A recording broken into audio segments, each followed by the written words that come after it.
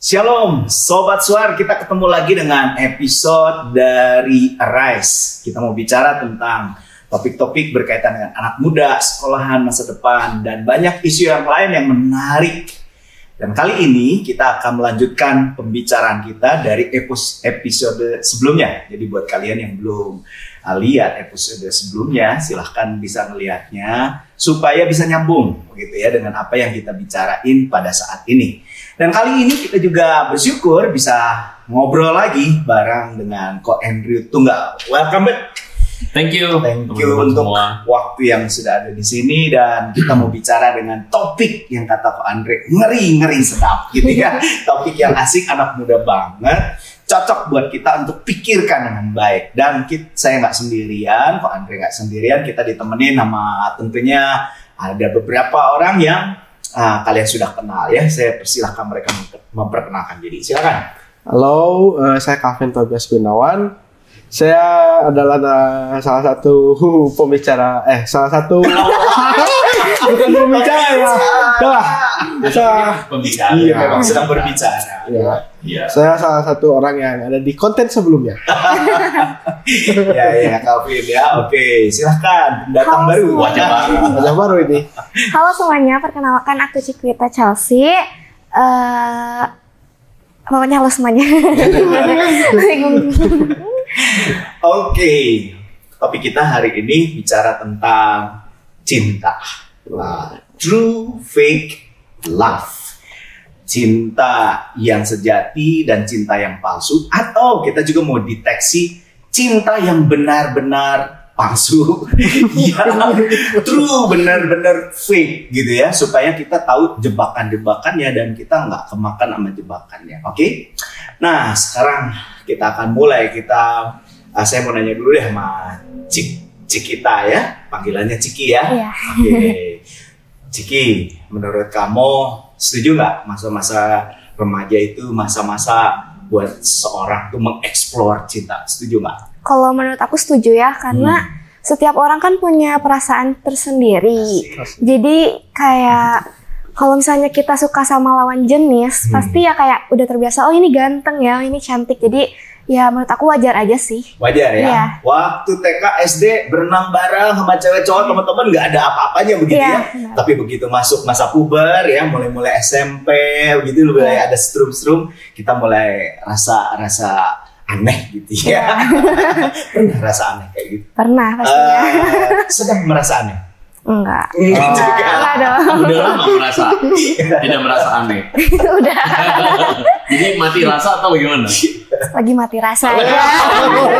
Siapakah yang membuat kamu mati rasa, Ciki? Episode sebelumnya. Bukan dong. Bukan. Oke, benar ya, ini satu hal yang wajar. Jadi topik kita sebenarnya ada topik yang betul-betul in ya buat kalian ya. Dan kita mau memperdalam itu. Sekali lagi saya tadi pakai istilah jebakan supaya kita nggak terjebak di situ, terus akhirnya kita zong ya, nggak dapat apa-apa, malah runtuh. Makin Itu topik episode lalu. Baik, Calvin, Ya. gimana menurut kamu? Ada topik apa yang kamu mau angkat dengan yang kita bicara ini? Yang pasti sih antara hubungan. Tadi kan temanya itu cinta yang betul-betul cinta atau yang palsu, atau cinta yang benar-benar palsu. Nah, pasti di dalamnya tuh salah satunya itu kalau misalkan itu tuh kita benar-benar cinta atau sekedar naksir aja. Asik. Iya. Gimana menurut Ko Andre? Cinta Sama naksir. apa sih bedanya? Cinta sama naksir. Kalau ngomong cinta sama naksir mah sebenarnya sesimpel pada naksir itu kan kita cuma suka doang. Jadi asik nih, lucu nih, warnanya lucu kan gitu kan, biasa cewek-cewek kan gitu kan ya. Ini lucu nih, bentuknya lucu gitu kan. Atau katakanlah kalau cowok lihat, wah cakep tuh, cantik kan misalnya. Nah jadi kadang tuh kita tuh hanya terjebak menjadikan naksir, suka itu kemudian kita udah langsung menganggap kayak kita tuh udah cinta banget gitu. Kita udah langsung mengkerdilkan arti cinta itu pada perasaan yang penting saya suka. Nah, problemnya itu adalah ya kita itu kan adalah manusia yang gampang suka, gampang bosan. Ya, nah. Kita tuh manusia yang bahkan mungkin terlalu cepat suka dengan sesuatu yang kita nggak tahu di belakang itu apa. Kayak misalnya tuh gini, kita tuh lihat penampilannya, ih bagus ya, tapi waktu dilihat dalamnya, waduh, ilfil ternyata kan. Nah masalahnya ketika kita udah ih di luarnya bagus, kita udah melakukan segala hal karena kita udah berpikir ini cinta sejatiku, kan gitu kan ya. Lah udah bilang cinta sejatiku, kita udah berkorban banyak hal, bahkan pada level tertentu ada orang udah kelewat batas, baru lihat dalamnya, celaka zong gitu kan ya. Nah itu bahaya. Tetot, banyak banget tuh. Kayaknya Ciki punya pertanyaan berkaitan dengan pernyataan Iya tadi dong, ya. pasti ada. Jadi aku mau nanya kok, itu ciri-ciri cewek yang benar-benar cinta banget sama yang pura-pura cinta itu apa sih? Nah ciri-ciri cewek. Iya, ciri-ciri cewek. Cewek atau cowok? Cewek dong. Kok nanya ke cowok? Soalnya kan mau ngeliat pandangan dari cowok gitu kan. jadinya Menurutnya tuh gimana pandangan cewek yang benar-benar cinta atau yang benar-benar cinta Dari tuh? sisi cowok, Iya, dari sisi cowok, iya. Melihat cewek yang benar-benar cinta tuh kayak gimana gitu Iya. ya. Asik. Oh, sebagai seorang cowok mengenali cewek yang benar-benar cinta dan Yang pura-pura cinta. pura-pura cinta. Kerasa ya harusnya ya. Maksudnya kerasa ya kalau gini, mungkin ya kalau sebagai dalam POV-nya kan, point of view-nya cowok ya kalau melihat cewek itu dia. Jadi cowok tuh merasa dia disayang atau enggak, itu kelihatan dari cewek itu put extra care enggak ke dia. Itu kelihatan bahwa dia ada satu menaruh perasaan gitu ya. Tapi jangan over juga ya. Ntar kok kayak mama gua gitu. Apa ya? lebih ganas dari mama gua juga.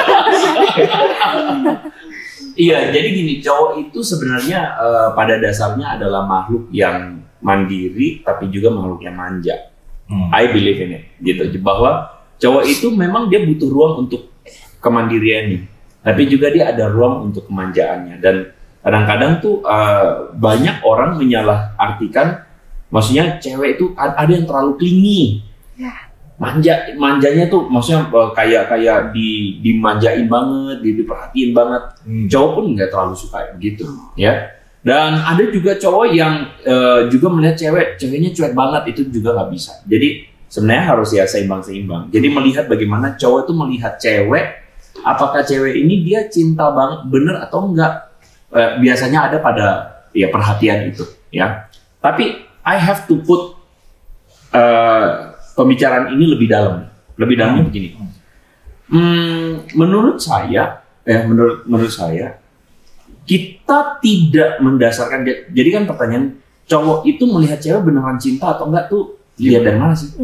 Poinnya tuh sebenarnya kan di balik pertanyaan itu adalah pertanyaan bahwa sebagai seorang cowok, lu melihat cewek ini tepat untuk lu atau enggak? Iya nggak sih? Iya, benar. Kalau gue sendiri secara pribadi melihat cewek ini tepat atau tidak, karena gue punya prinsip bahwa cewek yang mengasihi Tuhan, yang cinta Tuhan, it must be. Udah kalau di luar itu, kayaknya lu boleh minggir deh, gitu. Lu boleh ke pinggir deh, karena I would not gitu. Karena buat gue sendiri, Tuhan itu penting. Karena gue mengasihi Tuhan. I'm not talking about gue mengasihi Tuhan banget, jadi kayak kudus banget, enggak. Tapi gue percaya bahwa kita diciptakan oleh Dia, kita hidup untuk Dia, dan kita itu menghidupi hidup akan bermakna ketika kita menghidupinya dengan Dia. Dan kita nggak mungkin bisa menjalani hidup tanpa rekan hidup yang juga menghargai Dia, menghargai Tuhan. Sehingga butuh banget seorang perempuan yang cinta akan Tuhan, perempuan yang mengasihi Tuhan, perempuan yang juga dewasa, menghargai apa yang saya hargai, yaitu Tuhan dan segala kekekalannya dan ajarannya gitu. Kayak gitu sih. Jadi kayaknya harus sampai di situ.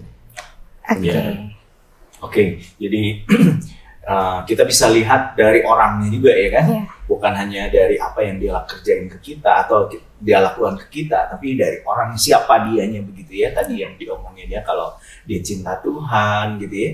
Dan sama seperti kita mencintai Tuhan, itu mulai masuk radar gitu ya. Kalau nggak kayak gitu, nominasi ya. Iya, kayak gitu ya. Tapi kalau misalnya dari sisi cewek nih ya, dari sisi cewek. Nah, ini naga-naganya, gaya-gayanya nih, dia naksir gue, dia pengen gue. Kalau misalnya dari Ciki ya, menyuarakan suara wanita nih ya.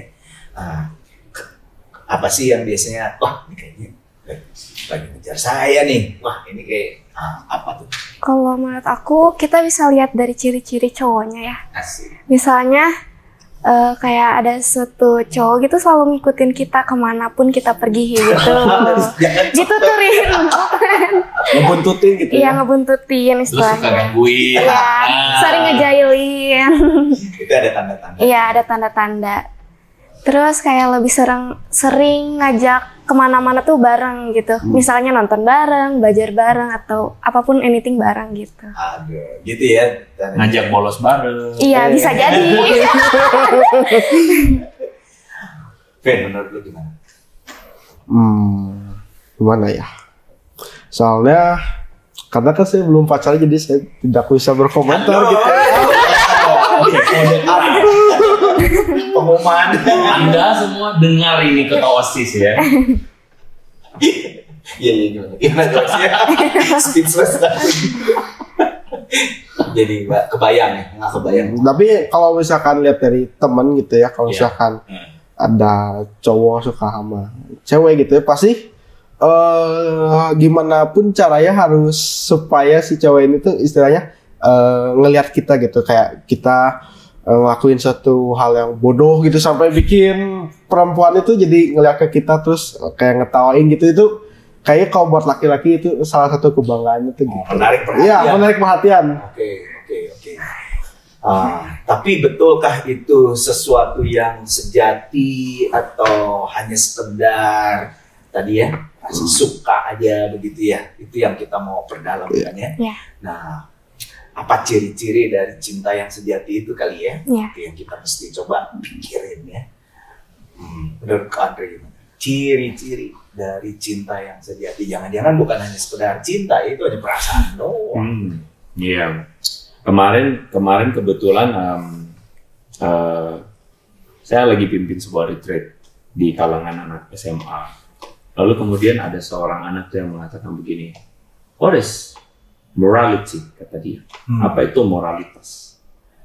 Lalu kemudian dia bilang, apakah moralitas itu? Dia sampai pada kesimpulan, moralitas itu subjektif. Moralitas itu hanya sebuah pandangan subjektif orang per orang. Jadi tidak ada moralitas yang pasti. Dan lalu kemudian saya bilang begini, kalau moralitas itu sifatnya subjektif, maka dunia ini chaos. Karena kamu tidak akan pernah punya satu pandangan atau standar kebaikan itu apa. Jadi ada orang yang bilang, aku cinta padamu. Apa tandanya? Having sex. Kenapa? Karena aku cinta banget dan cintanya menggebu-gebu. Ya udah, karena cintanya menggebu-gebu, let's having sex together. Kan begitu kan? Tapi kalau kemudian pasangan bilang, aduh, aku nggak pernah. Udahlah, percayalah, ini enak. Kita berbagi enak sama-sama. It will be so destructive banget. Karena apa? Karena ketika itu menjadi sesuatu yang subjektif, you know what? Dunia akan chaos. Kamu akan saling melukai dan menghancurkan karena kamu tidak pernah tahu apa itu yang objektif. Sama halnya dengan kasih atau cinta. Cinta itu harus punya standar objektif. Tidak boleh cinta itu cuma subjektif. Karena ketika orang mencintai seseorang, dia mau apa? Ya, kalau laki-laki apalagi ya, kan laki-laki itu apa istilahnya maskulinitas itu salah satu otaknya itu juga kita harus mengakui bahwa ada satu naluri laki-laki yang betul-betul ingin ibaratnya tuh menyamakan cinta dengan seks. Kalau kita ngomong laki-laki hari ini pun kayaknya terlalu ini banget ya. Perempuan juga ada yang kayak gitu. Nah, apakah dan seks itu adalah cinta? Wah, bahaya banget ya. Kalau begitu you can having sex with anyone. Ya kan parah banget kayak begitu. Benar. Nah, jadi apa itu cinta sejati? Kita nggak bisa bawa lari daripada definisinya Tuhan. Begitu. Kalau kita bilang kasih, nah kita langsung tahu ketika Alkitab mengatakan kasih itu sabar, kasih itu murah hati, kasih itu tidak mencari kesalahan orang lain, ya kan, dan sebagainya. Kasih itu lembut dan sebagainya. Firman Tuhan menyatakan kepada kita standar-standar kasih yang daripada Allah. Dan kita tidak akan pernah bisa menemukan kasih kalau kita tidak menemukan Tuhan terlebih dahulu dan kasih-Nya.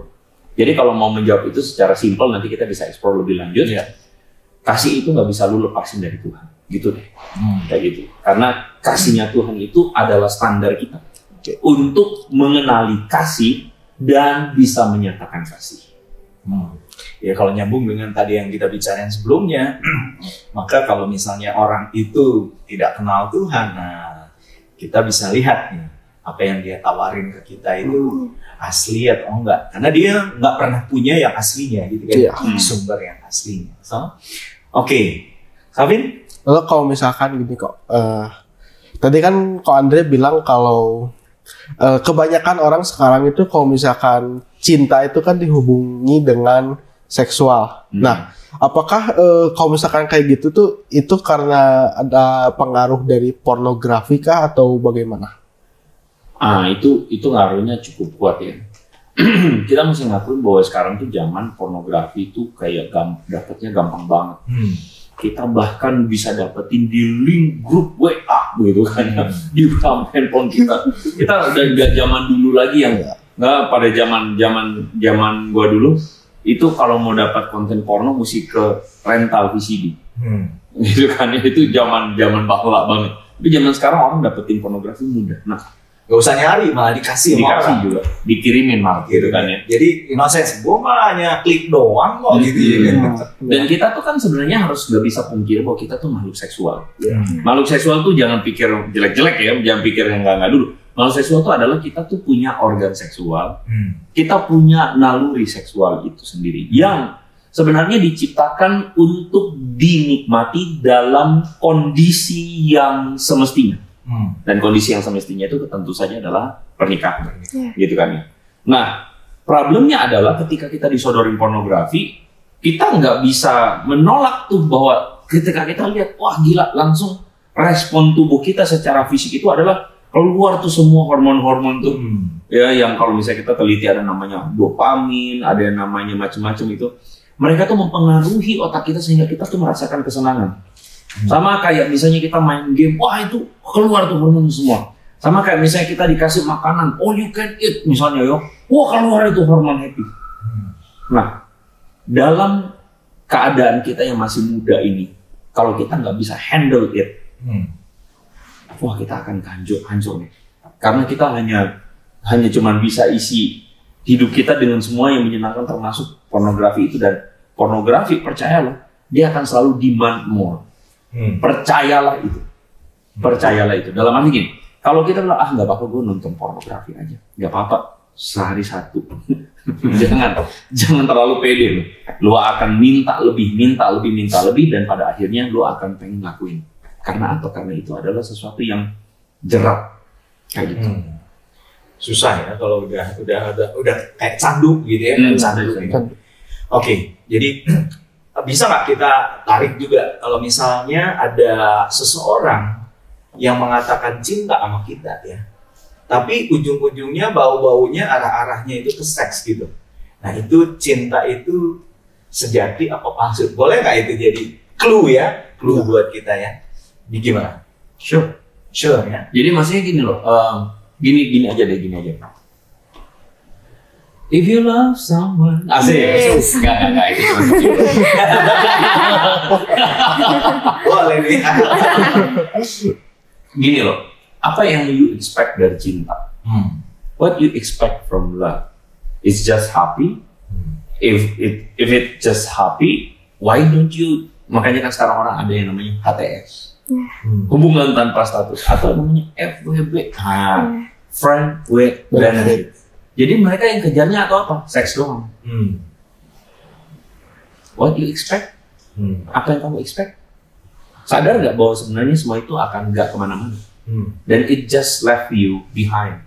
Hanya jadiin lu sampai satu titik lu akan sadar bahwa hidup gua mau kemana? Karena lu cuma isi sama sesuatu yang sifatnya seks. Lu cuma isi sama sesuatu yang gitu. Ketika lu bilang cinta, what you expect? Tentu kamu mengharapkan. Mungkin kalau orang bahasa gampang itu menikah. Iya, menikah itu adalah status. Tapi tentu kamu mengharapkan seorang teman hidup yang dengannya kamu hidup bersama. Yang kamu akan menikmati hidup sampai akhir. Kamu akan bersama dengan dia menghadapi banyak tantangan, naik dan turun, susah dan senang. Dia setia sama kamu. Nggak ada manusia yang bisa menyangkali itu. Itu yang kalian harapkan dari cinta yang namanya cinta. Jadi kalau cinta yang kalian harapkan adalah demikian, maka kalian harus sadar bahwa cinta ini adalah sesuatu yang membuat kita harus berpikir bahwa apakah orang yang bersama saya itu adalah orang yang bisa saya berjalan dengannya melalui ini sampai kepada akhirnya, gitu. Nah kalau dia aja di awal-awal udah mau main seks segala nih, apakah dia adalah orang yang tepat yang bisa berjalan bersama kamu? Bahkan untuk mengendalikan dirinya dia susah. Benar juga ya, mengendalikan dirinya aja susah. Terus mau bawa orang, jadi orang yang di sekitarnya bisa jadi victim ya, jadi korban. Di sisi cewek nih, Ciki ya, benar juga ya. Kalau bawaannya si cowok itu deket-deket udah mulai nge-seks gitu ya, mikirnya kayak begitu melulu, nggak ada hal yang lain, wah itu warning ya. Dia bener cinta apa enggak gitu kan ya. Ada cowok yang tangannya tuh rajin banget. Rajin jamak. Para cewek, berhati-hatilah dengan cowok yang kayak gitu. Langsung blacklist. Seriusan, langsung blacklist aja. Buang jauh-jauh. Ya. Karena rugi banget dong ya. Rugi banget. Betul nggak sih? Benar. Rugi ya? Rugi besar. Ada orang tuh kan sekarang gayanya gini, we normalize something. Termasuk normalize free sex gitu ya. Maksudnya kayak, mohon apa salahnya dengan seks bebas gitu, apa salahnya, normalize lah kita manusia, my body my rights. Kalau your body your rights, kamu tuh salah kaprah banget. Ya udah, kalau your body your rights, ya udah kamu akan melakukan banyak hal yang bahkan menghancurkan hidup kamu sendiri kayak gitu. Ingat, tubuh kita baik Allah, your body is God's rights kayak gitu. Tubuh kita tuh adalah haknya Tuhan. Jadi kita harus melakukan sebaliknya, kita harus normalize satu standar moral yang baik. Kita harus normalize satu kehidupan pacaran yang baik. Kita harus normalize cinta yang sejati, bukan menormalisasikan seks dan sebagainya. Jadi kalau misalnya ketemu dengan orang-orang kayak gitu, langsung blacklist aja. Bikin orang malu, bikin mereka yang kayak gitu malu. Nah, saya pernah dengar satu ungkapan bahwa cowok itu kadang-kadang suka obral cinta supaya dapatkan seks. Jadi cinta padahal ujungnya hanya untuk menikmati body atau menikmati fisik. Sebaliknya, cewek itu suka atau ada yang mengobral seks supaya dapat cinta. Nah, dia pikir gara-gara dia kasih seksnya, terus cowok itu jadi tambah nempel tambah cinta. Gimana menurut kamu statement itu? Salah.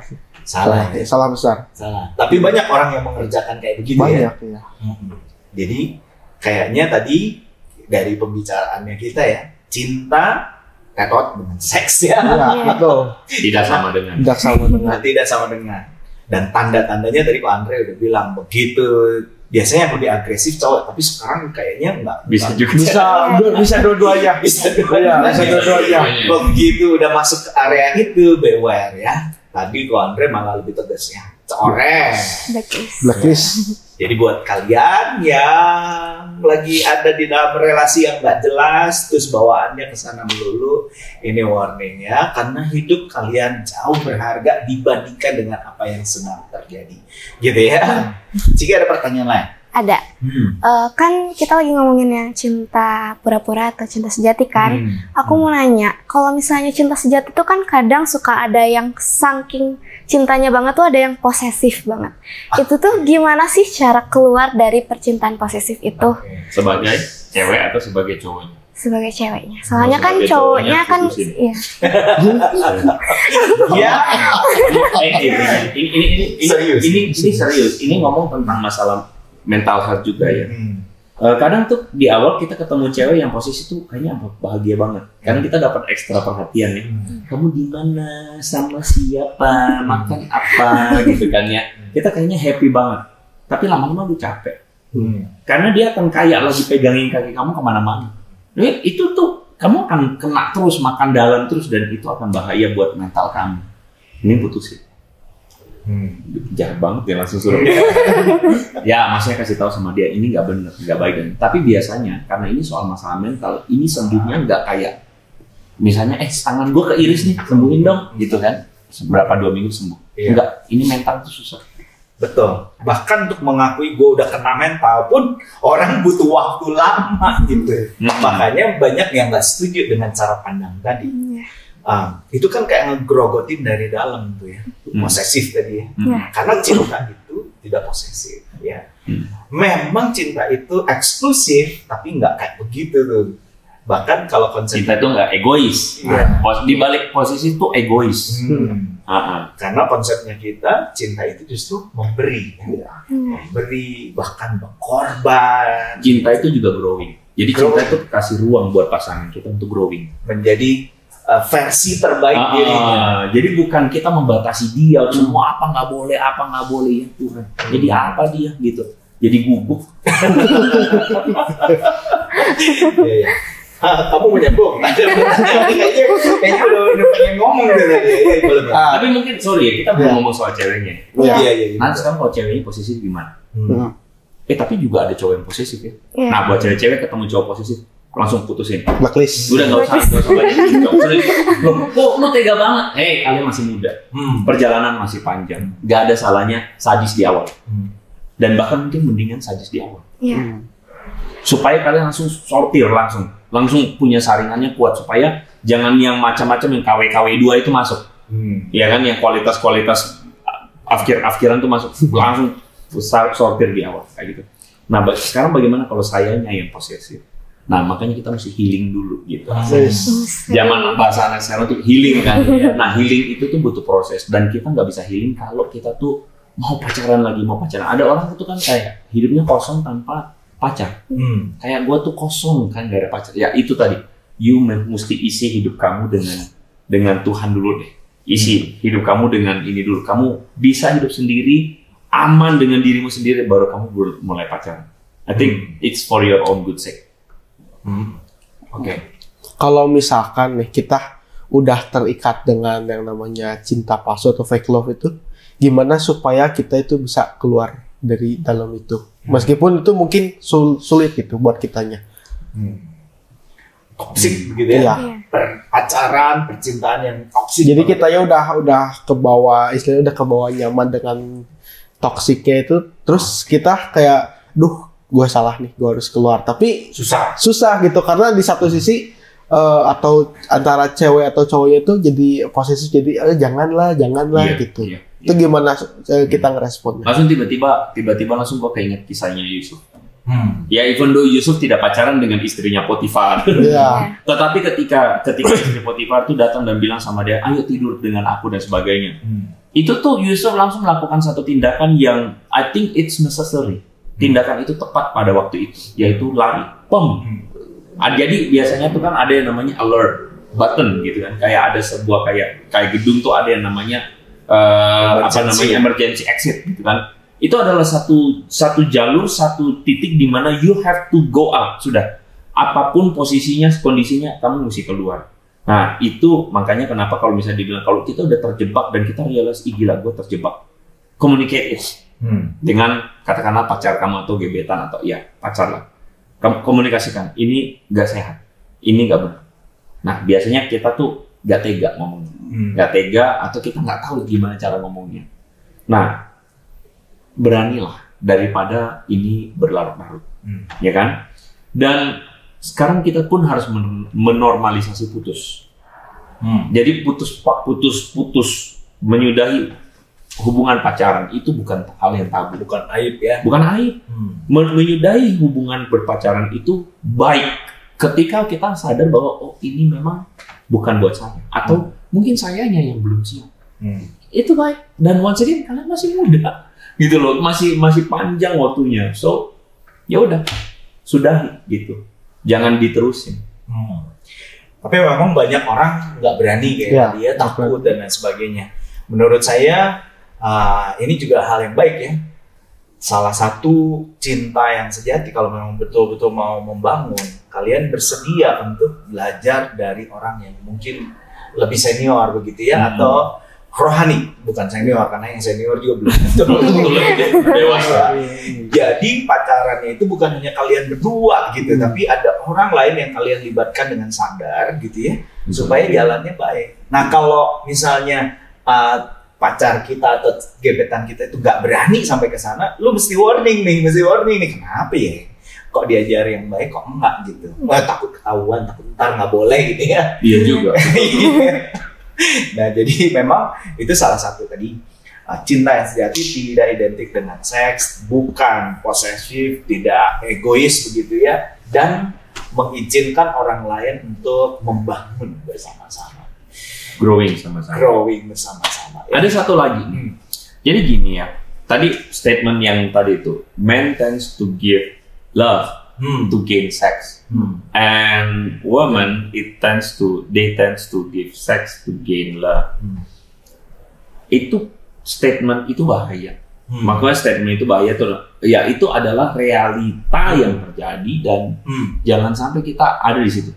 Why? Gini, cewek-cewek, misalnya kan ada yang bilang nggak apa-apa, aku kasih ini supaya orang datang kepadaku.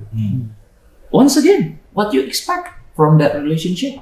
Apa yang kamu expect? Apakah kamu mengharapkan cowok yang datang dalam hidup kamu tertarik karena hal-hal seksual?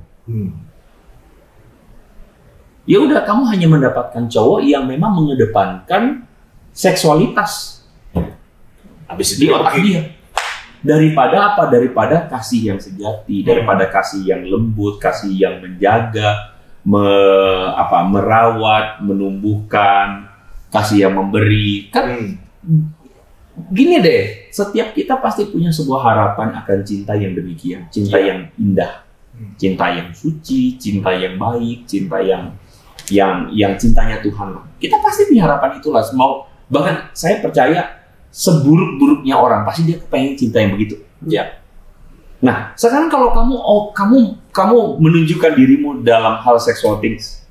Ini ada nih kan yang udah mulai gitu, udah mulai ya dandan nggak apa-apa. Tapi ada yang dengan sengaja menunjukkan attract dengan pakai baju yang kurang-kurang bahan di Instagram, menunjukkan dirinya sebagai begini. You will attract laki-laki yang memang tertarik untuk itu dong. Yep. See? So what do you expect? Ya. Gitu. Itu penting. Itu salah satu yang penting. Jadi karena cowok tuh gini ya, cowok tuh kayak manusia yang bisa lihat, ini cewek ini bisa dipakai atau enggak. That's the fact. Itu faktanya. Maksudnya cowok-cowok muka mesum tuh kayak begitu kan. Iya. Jadi mereka tuh akan bisa lihat ini cewek bisa dipakai atau enggak, cewek yang bisa dirayu atau enggak untuk ngedapetin apa, seks. Kalau kamu menampilkan dirimu dengan gaya begitu, ya udah kamu masuk radar mereka. Nah, kamu harap nggak berhubungan dengan yang kayak begitu? Enggak kan harusnya? Ya kalau gitu jangan. Iya, betul. Dan aku rasa karena seks itu diciptakan dalam konteks pernikahan dan begitu mulia.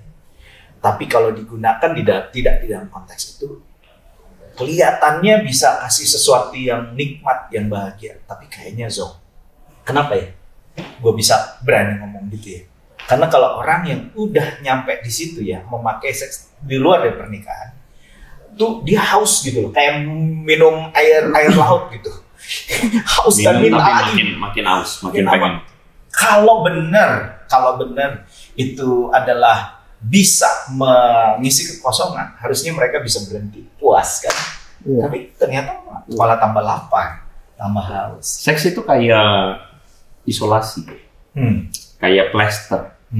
Kalau kita nempelin pertama, reket ya, makanya pas cabut pun sakit ya. Tapi lama-lama kita tempel lagi, masih lengket gak? Masih. Tempel lagi, masih gak? Masih, tapi udah mulai kurang. Kau tempel lagi, lama-lama apa? Udah nggak nempel lagi. Itulah orang yang kemana-mana cuman maksudnya ujungnya mau seks. Jadi salahnya tuh adalah ini bukannya mau nyalain laki-laki terus ya. Tapi biasanya itu pelakunya terus ada perempuan yang sepolos-polosnya lalu mengatakan nggak apa-apa, gue yakin dia bakal bertobat. Ya, kamu mengharapkan mujizat memindahkan gunung itu. Kamu mengharapkan gunung apa sih di sini? Pangrango. Bogor itu. Tangkuban Perahu. Tangkuban Perahu. Kamu mengharapkan Tangkuban Perahu jadi perahu beneran. Kayak gitu. Itu udah.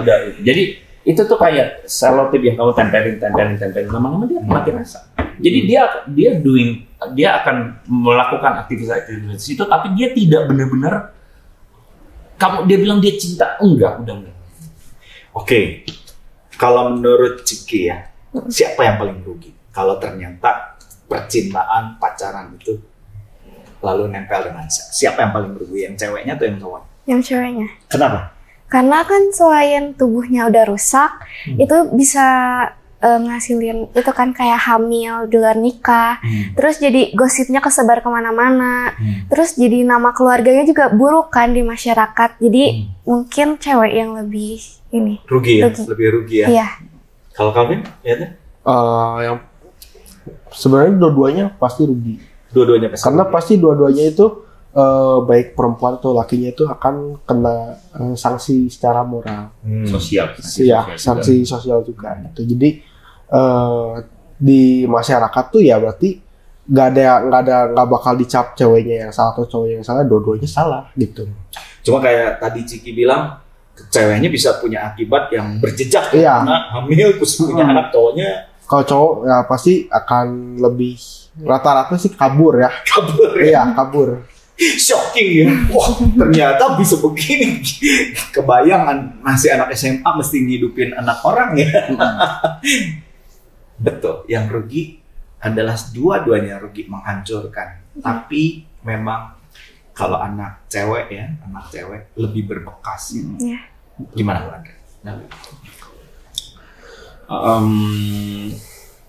Semua itu betul dalam hal fisikal. Misalnya kalau tadi Ciki bilang ceweknya hamil, sedih banget ya maksudnya, itu pasti mentalnya kena banget tuh, kena banget. Hopeless dia ngeliat masa depan. Iya.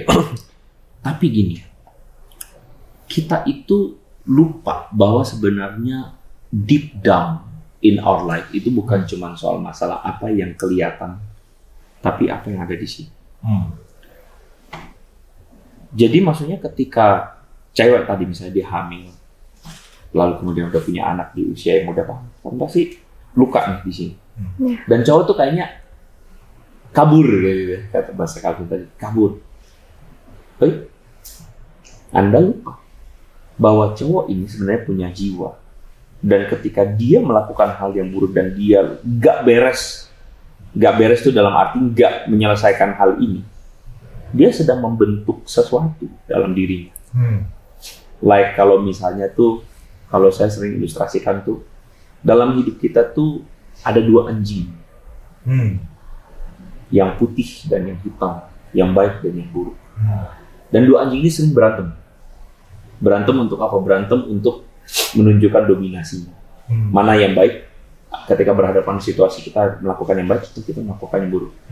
Dengan melakukan yang kayak begini-gini, kita sedang memberi makan satu sifat atau karakter buruk dalam diri kita. Dan karakter buruk ini makin kuat, makin strong. Apa itu?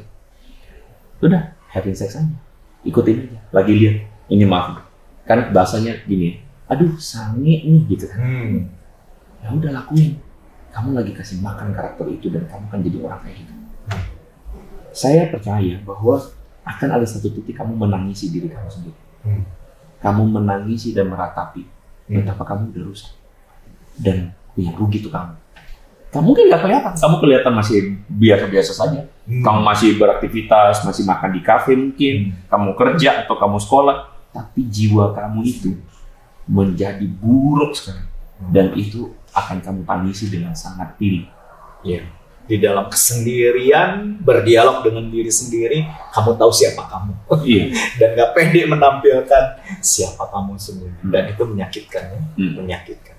Oke, tadi cinta sejati tidak identik dengan seks, bahkan menghargai seks pada waktunya. Cinta sejati itu tidak posesif, egois. Jadi orang lain jadi mati karakternya, mati dirinya, tapi membangun. Cinta yang sejati itu saling menguatkan, saling membangun. Nah, kita kan berharap orang lain kasih cinta sejati. Tapi by the way, kayaknya itu juga egois ya. Ya gimana kitanya kan? Kitanya sendiri memberikan cinta sejati apa enggak?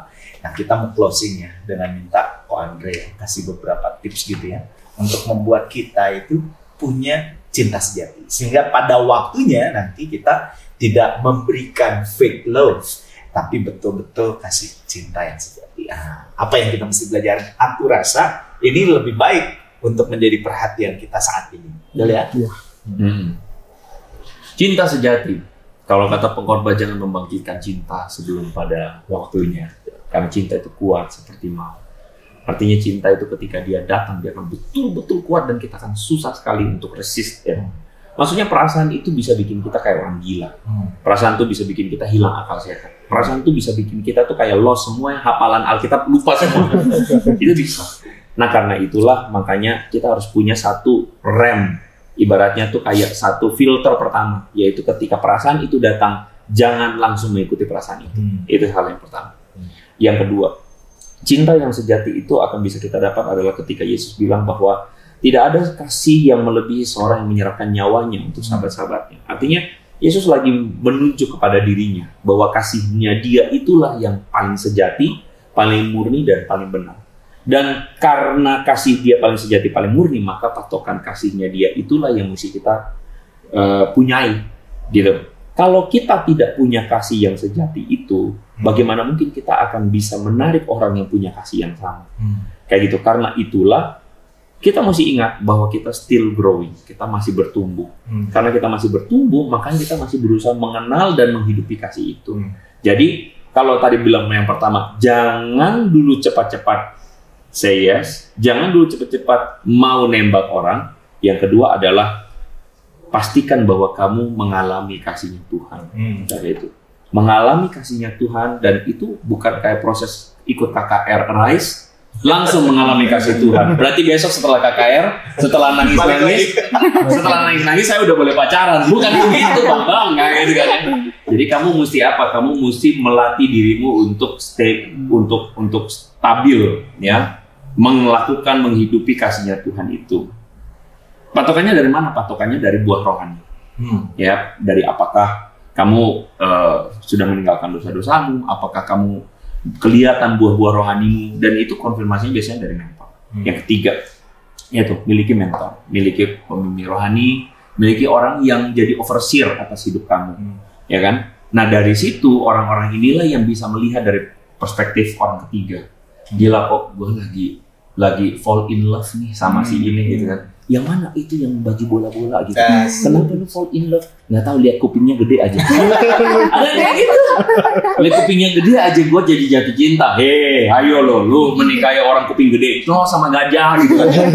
Ya, jadi orang ketiga itu akan membantu kita, either mentor atau mungkin sahabat rohani ya. Gitu kan ya. Jadi orang-orang ini akan memagari kita dan menolong kita melihat dari perspektif yang benar. Mungkin 3 itu aja yang menolong kita untuk bisa kita tuh punya satu perspektif yang menyeluruh ya, kayak gitu. Ya, good point ya teman-teman ya. Saya tadi waktu Pak Andre lagi ngobrol langsung ingat ada satu buku judulnya itu Lebih Baik Menunggu. Kalau misalnya kita menghargai, mencintai seseorang dengan benar-benar, maka pengorbanan kita menunggu waktunya itu adalah hal yang sangat baik gitu ya. Kalau udah nggak mau nunggu gitu, pengennya hajar sekarang, waduh, rasanya kita begitu egois mengumbar diri kita sendiri ya. Saya berharap Calvin, nanti Ciki ketemu dengan orang yang sepadan seperti rancangan Tuhan ya. Punya pacar yang bisa membangun sehingga apa yang terjadi itu bisa membuat kamu jadi lebih baik dari sebelumnya ya. Baik teman-teman, ini topik ya mungkin banyak yang kerasa aduh celep banget gitu ya. Ada yang ngerasa kok gua banget gitu. Bukan mau menghakimi, bukan mau membuat kalian tertuduh, bukan membuat kalian ngerasa ilfeel gitu ya, baper gitu. Tapi sebenarnya pembicaraan kita kali ini tuh mau ngajak kamu untuk memikirkan bahwa hidup kalian tuh begitu berharga dan perlu diperjuangkan. Jangan biarkan apa yang berharga itu menjadi hancur dari sekarang karena kita salah melihat, salah memilih. Buat kalian yang sedang berpacaran, coba pikirkan apakah pacaran ini membuat kamu menjadi lebih baik atau merosot, bahkan membuat kamu kehilangan banyak hal. pertimbangan dari Ko Andre tadi perlu kalian pikirkan ya, supaya jangan sampai kamu terpenjara terus nggak bisa kemana-mana dan ngapa-ngapain. Oke, saya mau closing dengan satu ayat firman Tuhan. Kasih itu adalah yang berasal daripada Allah. Kita tidak bisa mengasihi kalau kita belum pernah mengasihi, dikasihi oleh Allah. Karena Dia saja yang punya kasih sejati. Kita mengasihi karena Allah terlebih dahulu mengasihi kita. Thank you banget Ko Andre yang sudah berbagi dengan kita, berbagi prinsipnya, bahkan pengalaman. Thank you buat Kavin, thank you buat Ciki, thank you buat tim Suar yang sudah membantu pada hari ini. God bless you all. Shalom. Bye-bye.